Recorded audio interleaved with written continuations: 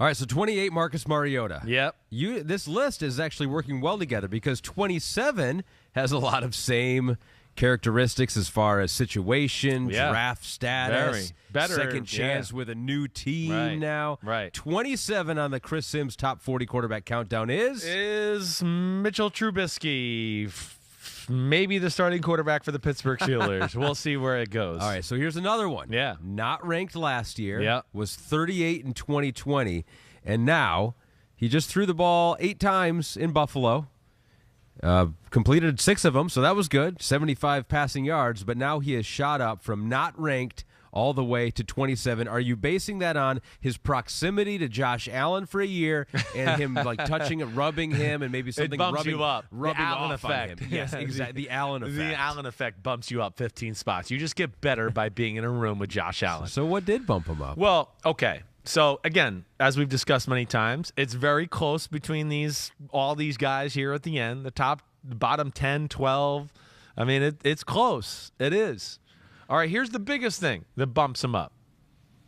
It's just the fact of not knowing really exactly what was the issue, what's the problem in Chicago, right? What was the problem? Now, I kind of thought I knew the problem, right? You heard me back then, and Matt Nagy, the offense. I mean, correct. You've been saying that for a while. Yes. I've been saying it for a while, right? I've been a defender of Mitchell Trubisky for a while. I have.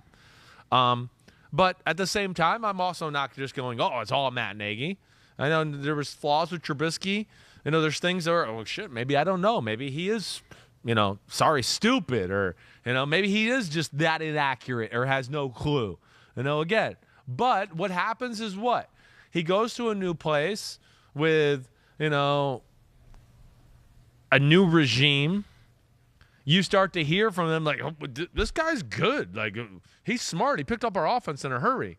And then you hear during OTAs like, hey, we coached him up, and he's hitting bullseyes all the time, and blah, blah, blah, blah, blah, blah.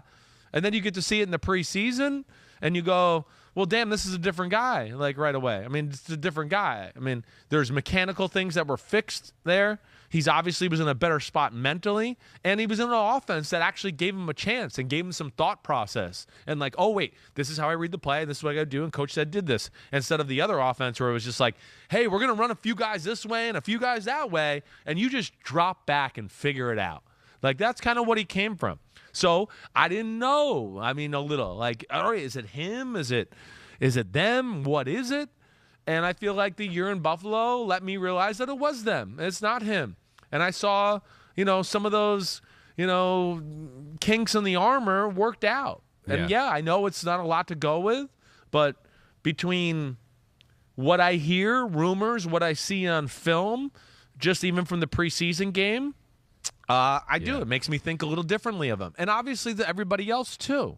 That's the other thing too. And again, what you got to realize too is people are seeing him in a pregame warm-up, and they're going, Trubisky's, there's Josh Allen, but that was the other thing you hear, like when it was Buffalo. Like, man, Trubisky, he throws lasers in pregame warm-up too. So you heard this from around the league. A definite, 100%. This is why his stock continued to grow through the year, because people that talked to Buffalo and Brian Daboll, and why do you think Daboll was rumored to maybe have him here with the New York Giants as a guy, right?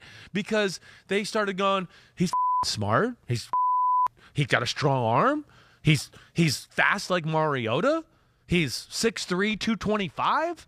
Wait, what was the problem? Oh, that's right, that shit offense in Chicago. That's right. So yes, it's a little hard that way, and I guess that's again, why I'm here. Maybe I was wrong. Obviously, I was wrong last year, and I had him too low. But, it's a tough spot here, and it's nitpicky when you get to this part of the list. You're trying to use all information. I am. You're using information. Most of it is your own evaluation of what they did on the field. And in the preseason, he was pretty good. Pete just put in the rundown, 21 of 30, 70%, 231 yards, had a touchdown there. You never know the competition. Or it was the Bears game. It was the Bears. Yeah. It was preseason game number 2. And he torched their ass. Not only, and again, I understand it's preseason, so don't everybody sit there and go, oh, it's preseason. Yeah, you're not basing it on the preseason. You're basing it on the 8 passes in the regular season. I'm basing it on those 8 passes and the look of the preseason. Yeah, and then yes, all the other things you explained, right? Yes, and that's why that he was taken in. You know who Buffalo played week 1 last year? Who? The Pittsburgh Steelers. You don't think they got a good look at him in pregame warmups and saw him in preseason and talked to some coaches up there, and they were like, we got something here with this guy. This guy's like a really good player, right? That's what happened throughout the league. That's what happened. He erased all the bad shit that was out there with him, and the league realized, okay, it's actually, he might not be perfect, but it wasn't all him. It was more Chicago than him. And I think that's why he's got put in this spot in Pittsburgh. And I think it's going to be tough for Kenny Pickett to beat him out because there's real, tangible talent with this guy. So a couple things here. Yes. About 3 minutes ago, you said kinks in the armor. Is that a new one? Has that ever been said before? Okay, yeah. Pete, is it? I don't know. Kinks in the armor? Yes, you're right. Yeah. That's not the proper. Yeah, it's more like a chink in an armor. Yes, yeah, right. It's like a divot or something in the armor. Yes, that's the proper one. That might be new. That might be a new one. I might have picked up a new one. Kink might work. I mean, it makes sense. You're blending two. I think. Yes, that's what I do. That's what you do. That's what exactly. I do. That's what I'm saying. It's a new one. It is. Normally, Florio picks out those things, but I heard that one. I was like, I'm glad I haven't heard that one before. I want to just make sure that we use that again. Yes. Kinks in the armor, because I kind of like that. You like one. it too. See? This is Chris Simms, accidental scholar. This is what we call this here. And two, we've got a couple questions already from the homies. How do they know about this ranking, Pete? Did they have Trubisky questions leading into the podcast here today? Is he letting these out secretly? No, he's not. He's leaking them. We found the mole. The leaker. Greg Faced. Yeah. Hey, Chris, do you think the Steelers had to draft a quarterback this year? With Trubisky, I think they could have stayed with him this year and used that first pick on another more highly rated position of need, like Linderbaum maybe, who I predict to be a monster for 10 years. I thought there would be a chance they did that. In fact, if anybody, and to our man Greg's here question, when I did my mock draft, I think one of the things I said with Pittsburgh was I would just went, this could be Linderbaum territory here. Mm-hmm. They did not need to do the quarterback thing. No, they did not.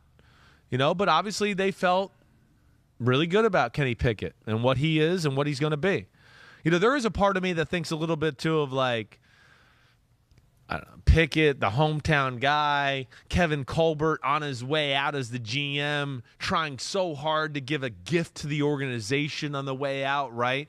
That kind of plays into these guys' minds at something to where I want to be like, maybe because of all that, did they over-evaluate Kenny Pickett to a degree? Sure. That certainly has crossed my mind. Yeah. I'm just adding food for thought They knew here. him too well and were around him too much. And just the things were too positive, and then you're trying to, go out on a high note and go, look what I did. I set the team up for this next Super Bowl run.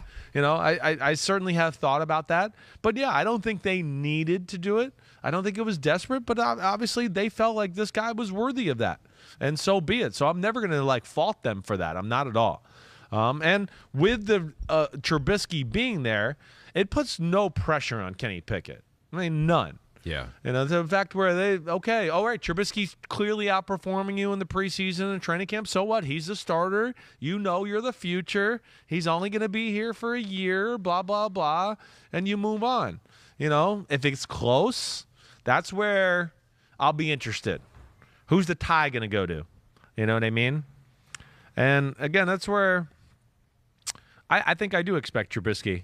With the way their schedule is early in the year in Pittsburgh, and I think as talented as he is, and if we have the Pittsburgh schedule, maybe we could throw it up. If not, I can look it up because I know it's pretty tough. Here he goes. Look at these guys. They're good.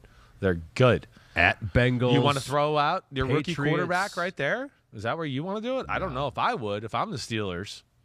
That's where, those first three, I don't certainly think that's a recipe for, hey, let's throw our rookie out in Cincinnati. And then let's go to New England and play Belichick the next week or have him come to town. And then, hey, it's a short week, and let's go play, maybe the team that's more talented than the other two teams we just played in the Cleveland Browns. That's where I just think, Pickett will have to win the job outright. And I don't think that's going to be easy because when he steps on the field, he's going to go, damn, this guy's a good-looking athlete. Damn, he's fast like me. And he's going to go, damn, his arm, it's strong or stronger than mine.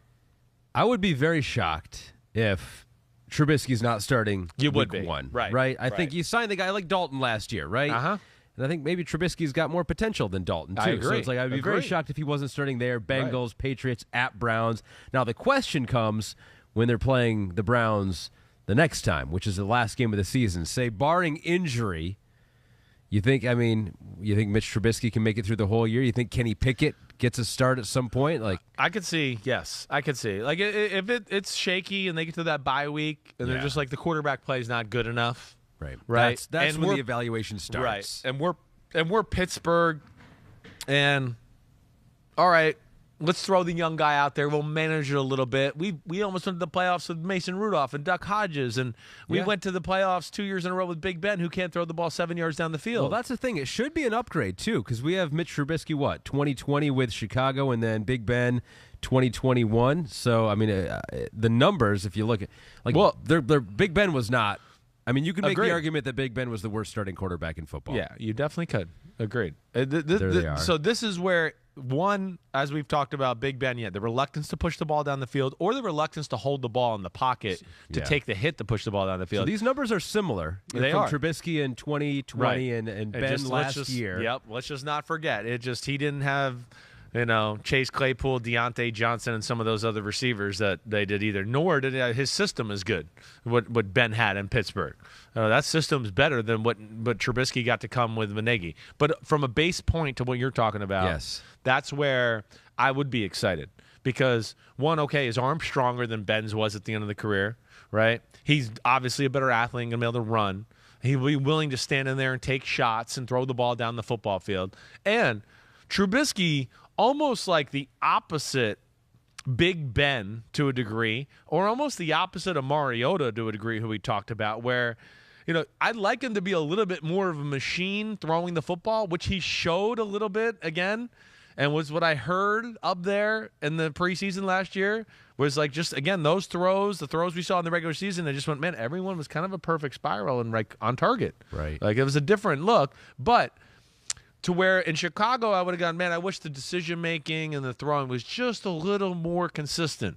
Now, I think the offense played a part in that, right? Because people aren't always open. So you force a ball, and you're trying to make a play.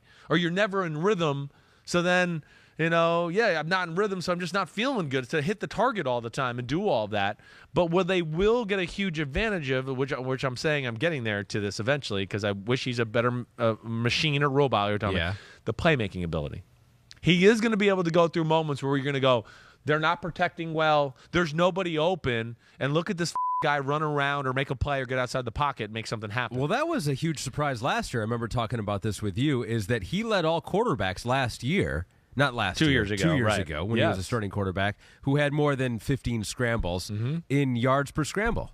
And he didn't play that much last year. Had a couple scrambles. He did it again. He had 30 yards of positive yardage. He can take off. I mean, he's a really good athlete. He can. And again, the skills, there's like Mariota, there's a reason he was drafted in the top 5. It's not like there's void of some real physical, tangible talent.